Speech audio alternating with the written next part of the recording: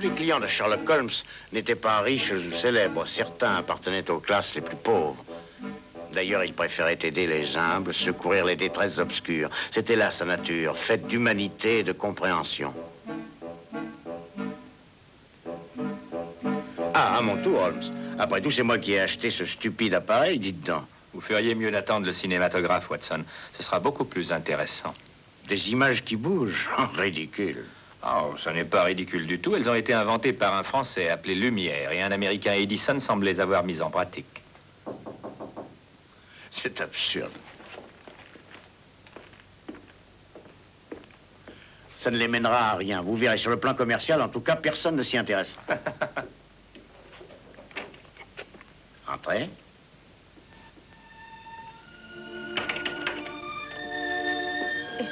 Est-ce que Monsieur Sherlock Holmes est là, monsieur? Mais oui. Je voudrais le voir, s'il accepte de me recevoir. Mais certainement.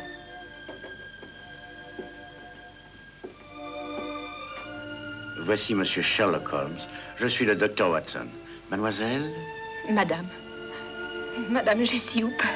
Oh, voyons, il ne faut pas pleurer. Il s'agit de Billy, monsieur. Mon mari. Il est mort. Oh, mon enfant. Allons, asseyez-vous. Racontez-nous tout. Donnez-lui une tasse de thé, Watson. Oui. Ils disent qu'il s'est pendu, monsieur, il y a 3 jours, dans un hôtel à Glasgow. Ah oui, je me rappelle. William Hooper, il était représentant de commerce chez Whipple Frères, c'est bien ça? Oui, monsieur. Balai et brosse en gros. Il faisait son dernier voyage pour la maison. Il venait de le licencier. Oui, monsieur, mais Billy aurait vite trouvé une autre place. Le travail ne lui faisait pas peur. Oh, certainement, j'en suis persuadé. Il ne s'est pas pendu, monsieur. J'en suis sûre. Jessie, je crois que vous avez un bébé. Oui, monsieur. Il vient d'avoir 6 mois. Et vous n'avez pas d'assurance? Si, seulement ils disent, parce que Billy s'est pendu lui-même, que... Que la police ne sera pas payée. Nous avions eu un voyage si amusant. Il y avait un monsieur dans le compartiment qui n'a pas arrêté de raconter des histoires drôles. Quand il riait, vous étiez obligé de rire avec lui. Je vois. Mais y a-t-il quelqu'un à qui sa mort puisse rapporter quelque chose? Non, monsieur. Non, personne. Est-ce qu'il était né à Londres? Non, monsieur. Il venait d'Exbar. C'est un petit village de Cornouailles. C'est ça. Eh bien, je ne vous promets rien, Madame Hooper, sauf que je ferai de mon mieux. Voyons, le cas échéant, où pourrais-je vous joindre? Numéro 26, Weston Lane. Il y a encore une chose que je dois vous dire. Oui, Jessie. Je ne suis pas très riche et avec ce que me coûte le bébé... Oh, ne vous inquiétez pas pour ça. Mes services sont gratuits. Merci, monsieur.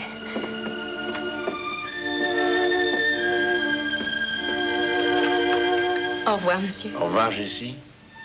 Monsieur, je ne sais comment vous...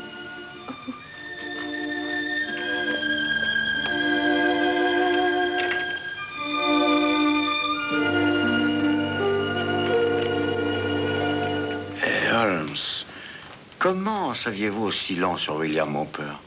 Je l'avais lu dans les journaux, Watson. Une de ces obscures tragédies qu'on ne découvre qu'à la dernière page.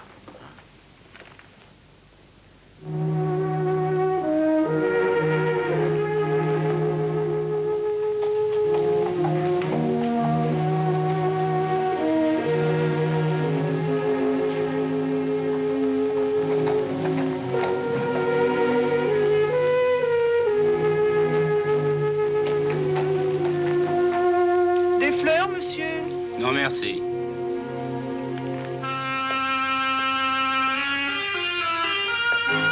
Des fleurs, monsieur, pour offrir à votre dame? Je ne lui offre que des orties.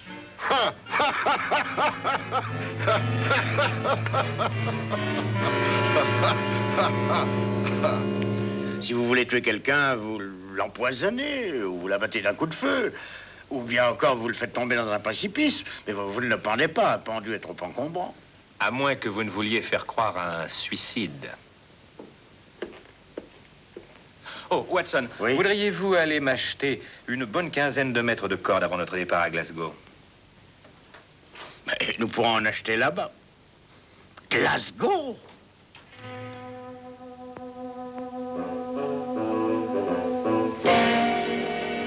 comprenez bien, monsieur Holmes, que si je vous autorise à voir cette corde, c'est uniquement parce que mon cousin, l'inspecteur Lestrade, m'a demandé de le faire.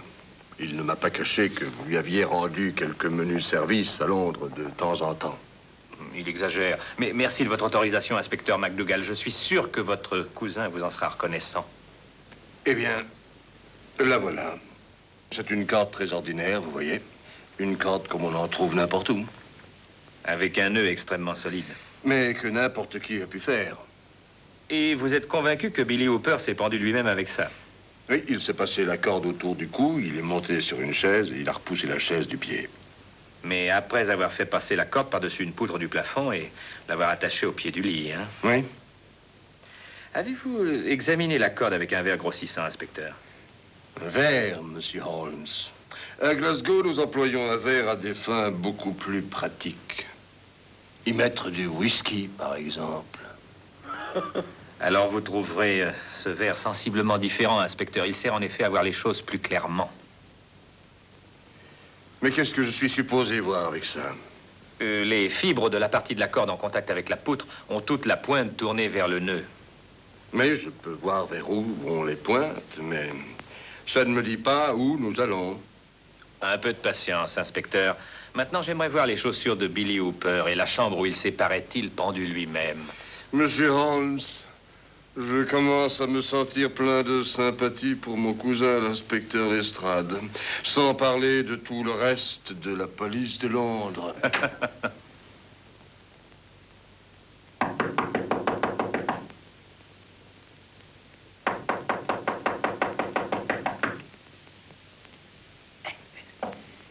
Qu'est-ce que c'est? Qu'est-ce que c'est? Mais qui est là? Et là? Bonjour, cher monsieur. Merveilleuse matinée, n'est-ce pas? Eh bien, voilà la chambre, messieurs.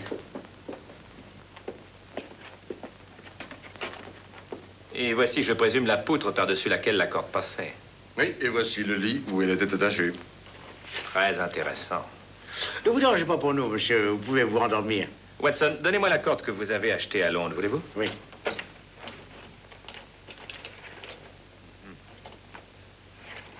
La voici. Merci.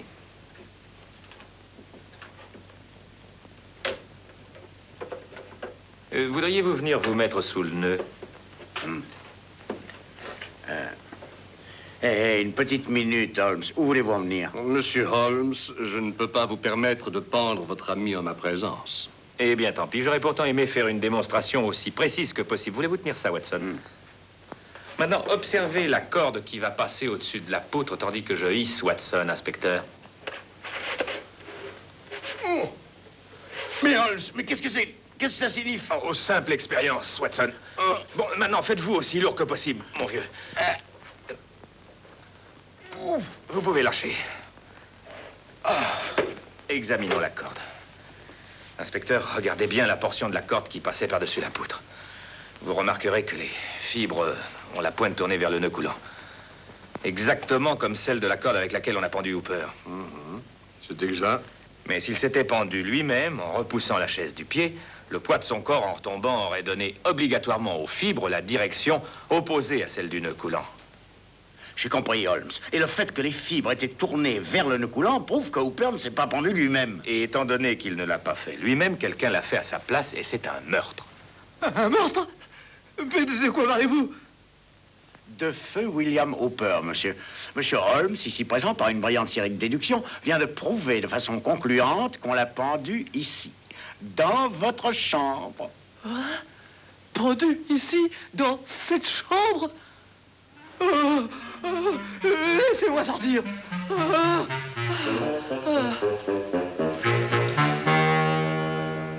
Et je présume que c'est la chaise dont Hooper se serait servi. Oui, c'est elle. Hein, pas d'éraflure sur le siège. Et cependant, un clou dépassait de la semelle de sa chaussure droite. Preuve de plus de ce que j'avance, inspecteur. Ah, des fragments de verre.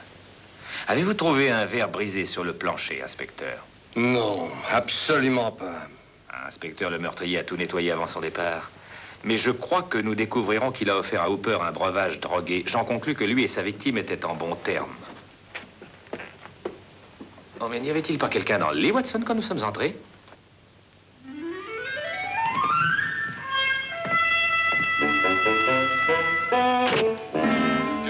120, 28 Merritt Road, Birmingham. Henry Hampton, 76 Casket... 76 Casket Lane. Vous vous rappelez ce Hampton? Hampton. Hampton. Oui, oui, je me le rappelle. Un commis voyageur, il me semble. Il n'est resté qu'une nuit. C'était la première fois qu'il venait. Et chez lui, rien de particulier qui vous ait frappé? Non, non. Ah, si, si, il boitait, c'est juste. Il boitait. Ainsi, il boitait. Ce détail peut nous être utile. Merci.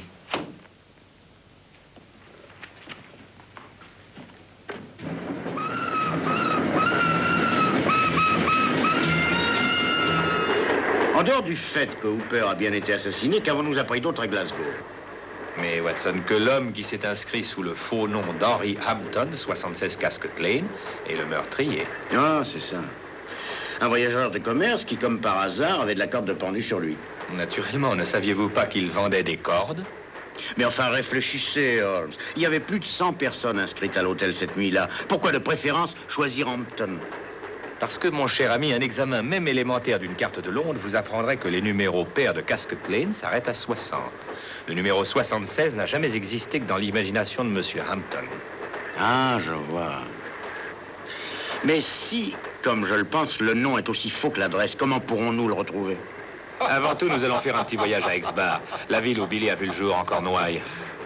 Et vous connaissez l'histoire du type qui avait le rhume des foins et qui s'est réveillé un matin avec une trompe d'éléphant à la place du nez? Ah, la tête qu'il a fait quand il a voulu se moucher. Oh, ce voyage est une sottise. Le meurtrier doit être à l'autre bout du monde alors qu'il est.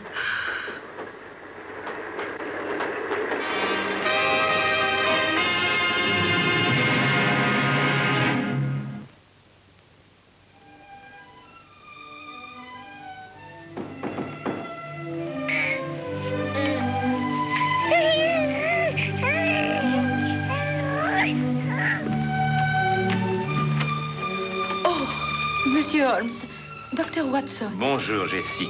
J'espère que nous ne vous dérangeons pas. Oh, non, monsieur, je vous en prie, entrez. Ah, voici le jeune homme, hein? Oui, il est tout ce qui me reste. Oh, regardez ça, Holmes.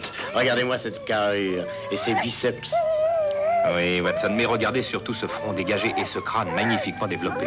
Vous ne voulez pas un peu de thé? Je m'excuse, Jessie, mais je ne pense pas que nous ayons le temps. Nous sommes juste venus vous poser quelques questions sur votre mari. Oui, mais asseyez-vous. Merci. Le docteur Watson et moi, nous arrivons d'Exbar. En effet, j'ai pensé qu'il fallait rechercher dans le passé les causes de ce qui est arrivé à Glasgow. Nous avons appris qu'à l'époque où Billy avait environ 7 ans, son grand-père fut assassiné. Le saviez-vous? Non, monsieur. Billy ne me l'a jamais dit. D'après ce que je sais, c'était un garçon très sensible. Et il n'a pas voulu vous effrayer avec cette histoire sordide. Mais que s'est-il passé, monsieur? Eh bien, à cette époque, Billy habitait seul avec son grand-père dans une ferme isolée. Une nuit, le vieillard donna l'hospitalité à un étranger. Le lendemain matin, des voisins découvrirent le pauvre homme assassiné et retrouvèrent Billy fou de peur, caché au fond de l'écurie. Le meurtrier ne fut jamais identifié. La seule chose que Billy put dire à la police fut que l'homme était boiteux. Exactement, Watson. Et les années passèrent. Le meurtrier, à nouveau, put se sentir en sécurité. Une seule personne au monde pouvait le reconnaître, un homme qui n'était qu'un enfant de 7 ans quand il l'avait vu. Et il pensait que le petit garçon avait dû l'oublier. Mais il ne l'avait pas oublié. Le souvenir demeurait ici, dormant depuis des années, jusqu'à ce qu'il se réveillât à Glasgow. Oh, cette fenêtre, ça vous donne un choc. Elle ne veut pas rester relevée. Billy devait me l'arranger. À Glasgow, monsieur? Oui, où il a rencontré le meurtrier.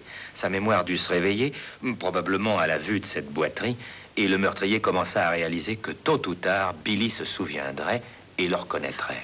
Oh, maintenant, je comprends. Que comprenez-vous? Les cauchemars de Billy. Les cauchemars affreux qu'il avait régulièrement, pendant lesquels il parlait toujours d'un infirme. Évidemment, un infirme, un boiteux. Mais le lendemain matin, il ne se souvenait jamais de rien. Et Billy ne vous a jamais dit avoir rencontré un boiteux? Non, monsieur, jamais. Donc, à mon avis, Watson, nous pouvons conclure que Billy ne l'avait pas revu avant leur rencontre à Glasgow. Oh, j'en suis certaine, monsieur. Et ceci nous ramène encore à notre mystérieux monsieur Hampton. Qui est monsieur Hampton? Un certain personnage sur lequel j'aimerais mettre la main. Et j'y arriverai. Vous pouvez en être sûr, Jessie. Ah, mes pieds sont en sang. Combien de compagnies avons-nous à avoir encore? Oh, allons, un peu de courage, encore une douzaine au plus. Oh, si encore nous avions pris un fiacre. Quoi? Prendre un fiacre par un si beau temps? Voyons, ce serait un crime.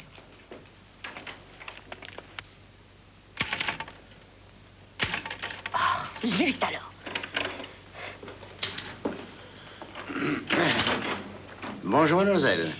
Mettez-vous une virgule ou un point-virgule après, cher monsieur? Oh, une virgule, mademoiselle. Jamais de la vie, Holmes. Réfléchissez à un point-virgule, tout le monde sait ça. Oh, je ne trouve ni l'un ni l'autre. Mademoiselle, est-ce que votre directeur des ventes est ici? Le directeur des ventes? Sans doute monsieur Thorne Woodson. Ou monsieur Baxter. Oui, monsieur Baxter. Est-ce que vous avez rendez-vous avec lui? Non, mais est-ce indispensable? Je ne sais pas. Je vais lui demander.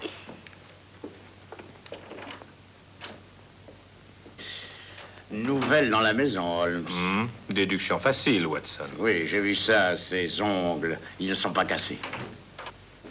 Monsieur Baxter dit que vous n'avez pas à avoir rendez-vous. Il va vous recevoir. Ah, merci. Soyez les bienvenus, messieurs. Soyez les bienvenus. Que puis-je faire pour vous? Bonjour, monsieur. Je suis le docteur Watson et voici monsieur Sherlock Holmes. Sherlock Holmes, hein? Oh, mais c'est un honneur. Non, vous ne venez pas arrêter quelqu'un, j'espère. Vous serait-il possible de nous dire les itinéraires de vos représentants au cours des 2 dernières semaines et les villes qu'ils ont visitées? Les désirs des clients sont des ordres. C'est ma devise. Oh, j'ai dû ranger dans le classeur les fiches de nos représentants. Docteur Watson, oui. Vous ne voulez pas aller les chercher dans le classeur là-bas? Oui, certainement. Tenez, là, le livre noir. Ici? Oui, c'est celui-là. Merci. Bon. Nous allons examiner ça. Johnson a fait le Pays de Galles ce mois-ci. Arkson est parti en Irlande. Vous êtes sûr qu'aucun n'est allé à Glasgow? Ah oui, certain. Autrefois, je prenais la route, moi aussi, mais plus maintenant. Je ne supporte pas les trains. J'en ai pas pris un depuis des années. Eh bien, merci de votre amabilité. Et bonne journée, monsieur. Bonne journée. Et revenez me voir si vous avez à renouer des relations perdues.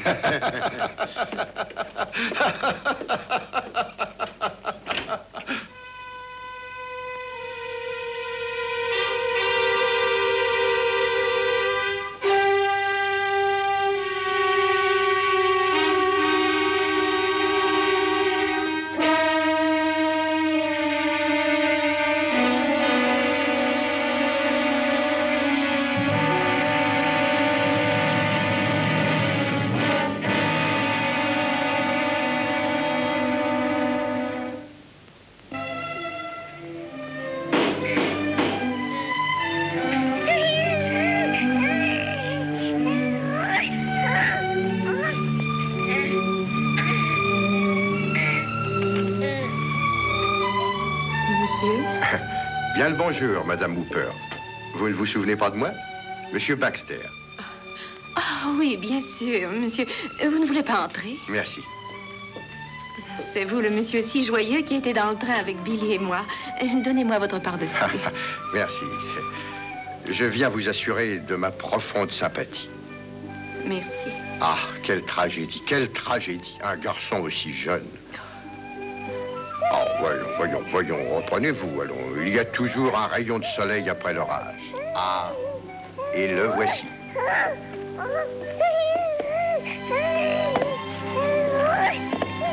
Un vrai bouquet de bonheur pour le reste de vos jours, petite madame. Oui, cet enfant, vous...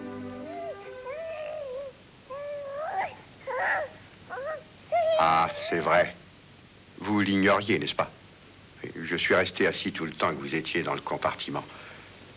Eh bien, ceci vous prouve que tous nous avons nos ennuis en ce monde. Oui. Bien sûr. Oh, mais je parle et j'oublie pourquoi je suis venu. Que diriez-vous d'un emploi, petite fille, et d'une personne qui s'occuperait du bébé? Oh, monsieur! Eh bien, nous allons parler de tout ça en prenant une tasse de thé. Oh, monsieur, je ne sais comment vous remercier. Je ferai n'importe quoi. Je vais vous envoyer dans une école commerciale. Et ensuite, vous serez ma secrétaire. Oh, monsieur, c'est vraiment trop merveilleux. Vous savez, je me demandais comment j'allais m'en sortir.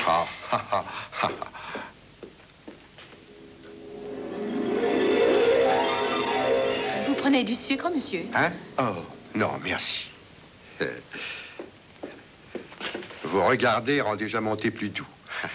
Cher monsieur. Mon ami Sherlock Holmes m'a dit que vous étiez allé le voir. Oh, vous connaissez monsieur Holmes, alors? Oh, si je le connais. Chaque fois qu'il est embarrassé, il vient me consulter. Je crois que sans moi, il n'arriverait à rien, le pauvre. Lui et le docteur Watson sont allés jusqu'à Glasgow, vous savez, faire une enquête à l'hôtel où Billy est descendu. Et de là, ils se sont rendus à Exbar. Comment savez-vous tout ça, monsieur? Oh, Sherlock a l'habitude de me dire tout. Je suppose que vous lui avez dit que vous et Billy m'avez rencontré dans le train et que vous avez donné mon nom. Oh, mais j'avais oublié votre nom, monsieur. Ah oui? Eh bien, vous êtes la seule qui soit au courant. Ça alors, Sherlock serait bien surpris d'apprendre que j'ai vu Billy dans le train. Oui, je crois qu'il serait bien surpris de ça. Oui, monsieur. Et maintenant, buvez votre thé, et puis nous parlerons de cet emploi. Hein?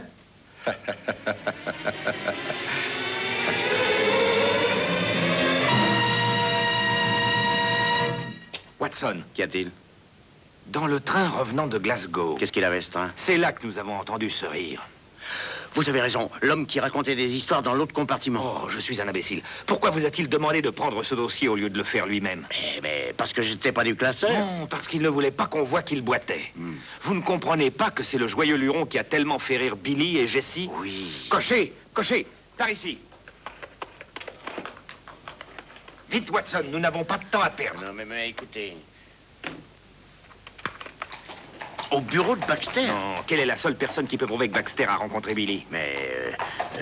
Jessie? Naturellement. 26 Weston Lane, et faites vite. Il faut empêcher une autre pendaison.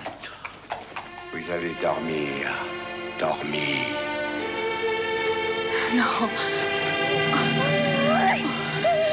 Le bébé.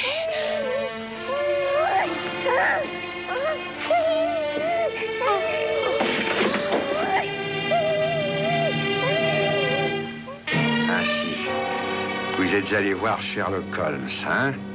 Vous n'avez pas pu rester tranquille. Vous êtes bien comme votre mari. Au lieu de continuer à dormir, il a fallu qu'il se réveille. La façon dont il m'a regardé quand il m'a vu descendre du train à Glasgow. Bien sûr, peut-être qu'il n'aurait pas fait de rapprochement avec le boiteux de cette nuit-là. Et peut-être qu'il l'aurait fait. Je n'ai pas voulu prendre de risques. Je n'ai jamais aimé prendre de risques. Madame Hooper! Madame Hooper! C'est Sherlock Holmes! Ouvrez! Madame Hooper! C'est Sherlock Holmes! Ouvrez-moi! Jessie, ouvrez-moi! Très bien, Watson, enfoncez la porte!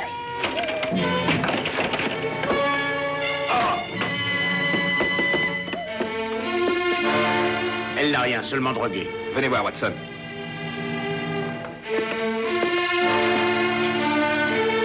Regardez.